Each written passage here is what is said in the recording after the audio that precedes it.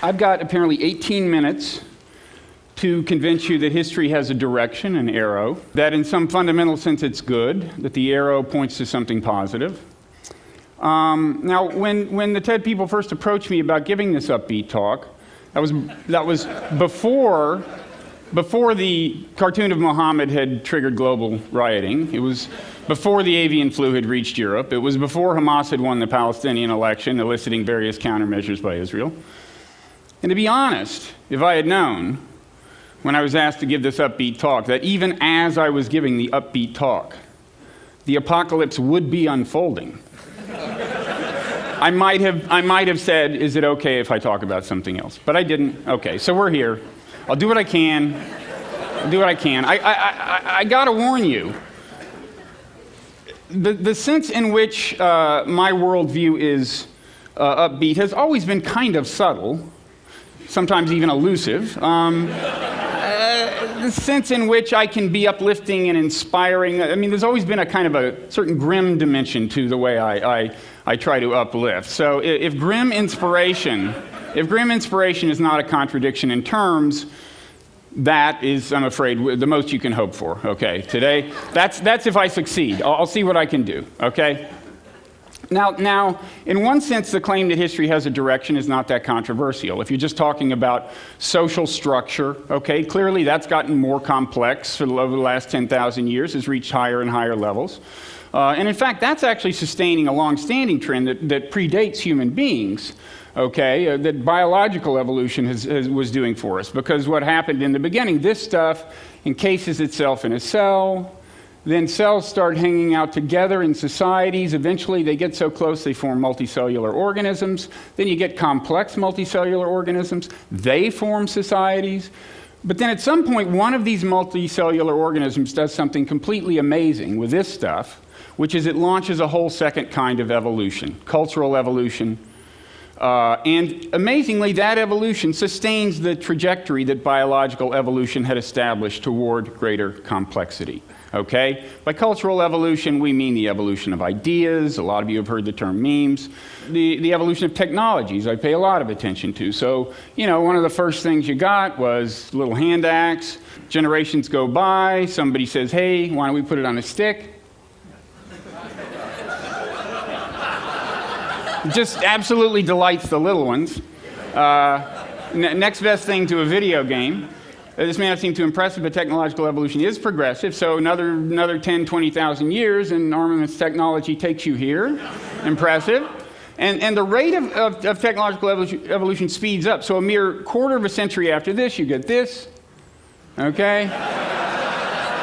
And this. I'm sorry, that was a cheap laugh. But I wanted to find a way to transition back to this idea of the unfolding apocalypse, and I thought that might do it.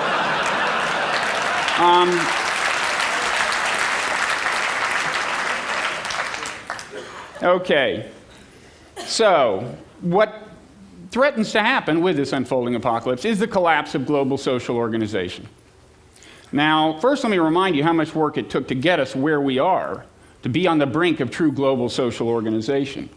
Originally, you had the most complex societies, hunter-gatherer village. That's Stonehenge is the remnant of a chiefdom, which is what you get with the invention of agriculture, multi-village polity with centralized rule. With the invention of writing, you start getting cities. This is blurry. I kind of like that because it makes it look like a one-celled organism and reminds you how many levels organic organization has already moved through to get to this point. And then you get you get empires. I want to stress, social organization can transcend political bounds. This is the Silk Road connecting the Chinese Empire and the Roman Empire, okay? So you had social complexity spanning the whole continent, even if no polity did. Similarly, today you've got nation states. The point is, there's obviously collaboration and organization going on beyond national bounds. This is actually just a picture of the Earth at night, and I'm just putting it up because I think it's pretty. It does kind of convey the sense that this is an integrated system. Okay, now, I explain this growth of complexity by reference to something called non-zero sumness. Assuming that a few of you did not do the assigned reading, very quickly, The key idea is this distinction between zero-sum games in which correlations are inverse, okay, always a winner and a loser, non-zero-sum games in which correlations can be positive, okay? So like in tennis, usually it's win-lose, it always adds up to zero-sum, but if you're playing doubles, the person on your side of the net, they're in the same boat as you, so you're playing a non-zero-sum game with them. It's either for the better or for the worse, okay? A lot of forms of non-zero-sum behavior in the realm of economics and so on in everyday life often leads to cooperation. The argument I make is basically that, well, non-zero-sum games have always been part of life. You have them in hunter-gatherer societies. But then through technological evolution, new forms of technology arise that facilitate or encourage the playing of non-zero-sum games involving more people over larger territory. Social structure adapts to accommodate this possibility and to harness this productive potential. So you get cities, you know, and you get all the non-zero-sum games you don't think about that are being played across the world. Like, if you ever thought, when you buy a car, how many people on how many different continents contributed to the manufacture of that car? Okay, those are people, in effect, you're playing a non-zero-sum game with. And there are certainly plenty of them around. Now, this sounds like an intrinsically upbeat worldview in a way, because when you think of non-zero, you think win-win, you know, that's good. Well, there are a few reasons that actually it's not intrinsically upbeat. First of all, it can accommodate, it doesn't deny the existence of inequality, exploitation, war. But there's a more fundamental reason that it's not intrinsically upbeat, because a non-zero-sum game, all it tells you for sure is that the fortunes will be correlated for better or worse. It doesn't necessarily predict a win-win outcome, okay? So in a way, the question is, on what grounds am I upbeat at all about history? And the answer is, first of all, on balance, I would say, people have played their games to more win-win outcomes than lose-lose outcomes. On balance, I think history is a net positive in the non-zero-sum game department. And a testament to this is the thing that most amazes me, most impresses me, and most uplifts me, which is that there is a moral dimension to history. There's a moral era. We have seen moral progress over time. 2,500 years ago, members of one Greek city-state considered members of another Greek city-state subhuman and treated them that way. And then this moral revolution arrived, and they decided that actually, no, Greeks are human beings. It's just the Persians who aren't fully human and don't deserve to be treated very nicely.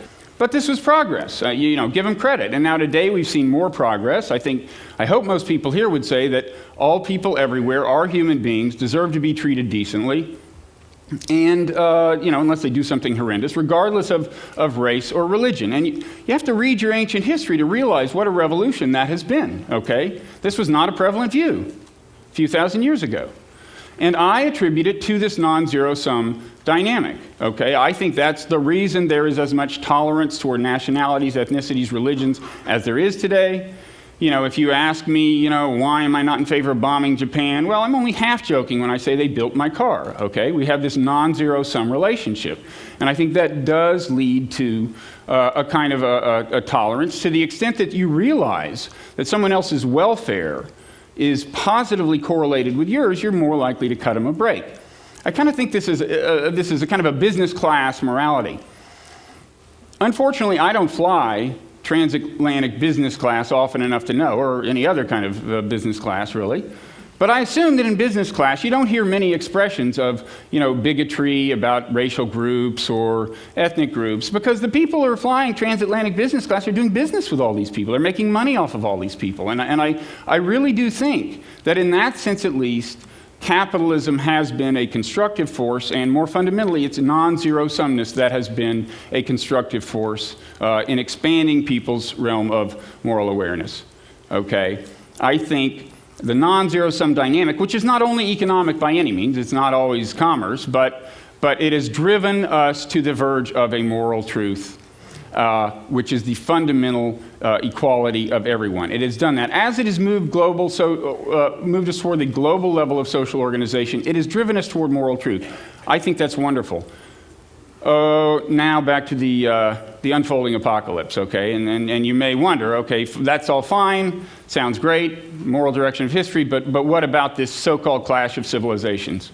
Well, first of all, I would emphasize that it fits into the non-zero-sum framework, okay?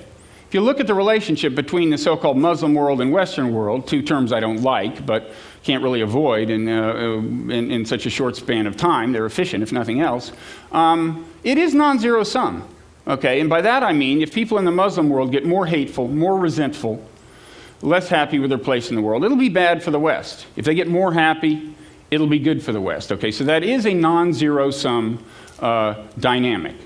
And I would say the non-zero sum dynamic is only going to grow more intense over time because of technological trends. But more intense in a kind of negative way. It's the downside correlation of their fortunes that will become more and more possible. And one reason is because of something I call the growing lethality of hatred. More and more, it's possible for grassroots hatred abroad to manifest itself in the form of organized violence on American soil. And that's pretty new. And I think it's probably going to get a lot worse, this capacity, because of trends in information technology, in technologies that can be used for purposes of munitions, like biotechnology, and nanotechnology. We may be hearing more about that today. And there's something I worry about especially, which is that this dynamic will lead to a kind of a feedback cycle that puts us on a slippery slope. What I have in mind is terrorism happens here, we overreact to it, that you know, we're not sufficiently surgical in our retaliation, leads to more hatred abroad, more terrorism, we overreact, because being human, we feel like retaliating. And it gets worse and worse and worse. You could call this the positive feedback of negative vibes, but I think in something so spooky, we really shouldn't have the word positive there at all, even in a technical sense. So let's call it the death spiral of negativity. I assure you, if it happens, at the end, both the West and the Muslim world will have suffered. Okay. So what do we do? Well, first of all, we can do a lot more with arms control, with the international regulation of dangerous technologies. I have a whole global governance sermon that I will spare you right now, because I don't think that's going to be enough anyway, although it's essential. I think we're going to have a major round of moral progress in the world. I think you're just going to have to see less hatred among groups, less bigotry, and racial groups, religious groups, whatever. I've got to admit, I feel silly saying that. It sounds so kind of Pollyannish. I feel like Rodney King, saying, why can't we all just get along? But I just don't see any alternative. Given the way I read the situation, there's going to have to be moral progress, okay? There's going to have to be a lessening of the amount of hatred in the world, given how dangerous it's becoming. In my defense, I'd say, as naive as this may sound, it's ultimately grounded in cynicism, okay? That is to say, thank you. That is to say, remember, my whole view of morality is that it boils down to self-interest. It's when people's fortunes are correlated. It's when your welfare conduces to mine that I decide, oh yeah, I'm all in favor of your welfare. That's what's responsible for this growth of this moral progress so far. And I'm saying we once again have a correlation of fortunes, and if people respond to it intelligently, we will see the development of tolerance, and so on, the norms that we need. We will see the further evolution of this kind of business class morality. So these two things, if they get people's attention, and drive home the positive correlation, and people do what's in their self-interest, which is further the moral evolution, then they could actually have a constructive effect, okay? And that's why I lump growing lethality of hatred and death spiral of negativity under the general rubric, reasons to be cheerful, okay? Hey, I'm doing the best I can, okay? I never called myself Mr. Uplift, okay? I'm just doing what I can here. Now, launching a moral revolution has got to be hard, right? I mean, what do you do? And I think the answer is a lot of different people are going to have to do a lot of different things. We all start where we are. Speaking as an American who has children, whose security 10, 20, 30 years down the road I worry about, what I personally want to start out doing is figuring out why so many people around the world hate us, okay? I think that's a worthy research project myself. I also like it because it's an intrinsically kind of morally redeeming exercise, okay? Because to understand why somebody in a very different culture does something, somebody you're kind of viewing as alien, who's doing things you consider strange, in a culture you consider strange, to really understand why they do the things they do is a morally redeeming accomplishment. Because you've got to relate their experience to yours. To really understand it, you've got to say, oh, I get it. So when they feel resentful, it's kind of like the way I feel resentful when this happens, and for somewhat the same reasons. That's true understanding. And I think that is an expansion of your moral compass when you manage to do that. It's especially hard to do when people hate you, okay? Because you don't really, in some sense, you don't want to completely understand why people hate you. I mean, you want to hear the reason, but you don't want to be able to relate to it. You don't want it to make sense, right?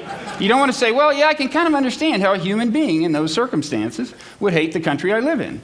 That's not a pleasant thing, but I think it's something that we're going to have to get used to and work on. Okay. Now, I want to stress that to understand. You know, there are people who don't like this whole business of understanding the grassroots, the root causes of things, the root causes of things. They don't want to know why people hate us.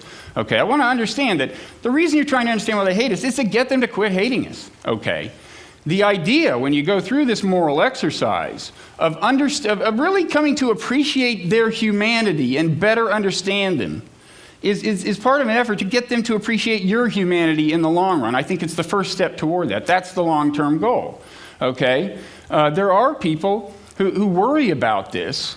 And in fact, I myself, apparently, was denounced on national TV a couple nights ago because of an op-ed I had written that was kind of along these lines. And the allegation was that I have, quote, affection for terrorists. Now, the good news is that the person who said it was Ann Coulter. Okay, I mean,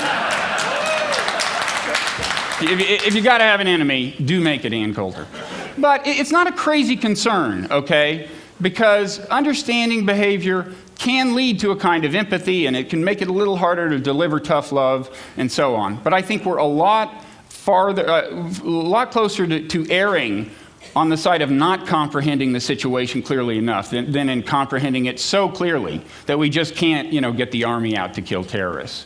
So I'm not really worried about it. Okay, so I mean, we're going to have to work on a lot of fronts. Okay, but if we succeed, then once again, non-zero-sumness and the recognition of non-zero-sum dynamics will have forced us to a higher moral level, okay? And a kind of saving higher moral level, okay? Something that kind of literally saves the world. If you look at the word salvation in the Bible, the Christian usage that we're familiar with, saving souls, that people go to heaven, that's actually a latecomer. The original meaning of the word salvation in the Bible is about saving the social system. Yahweh is our Savior means he has saved the nation of Israel, which at the time was a pretty high-level social organization. Now social organization has reached the global level, and I guess if there's good news I can say I'm bringing you, it's just that all the salvation of the world requires is the intelligent pursuit of self-interest in a disciplined and careful way. It's going to be hard. I say we give it a shot anyway, because we've just come too far to screw it up now. Okay, thanks.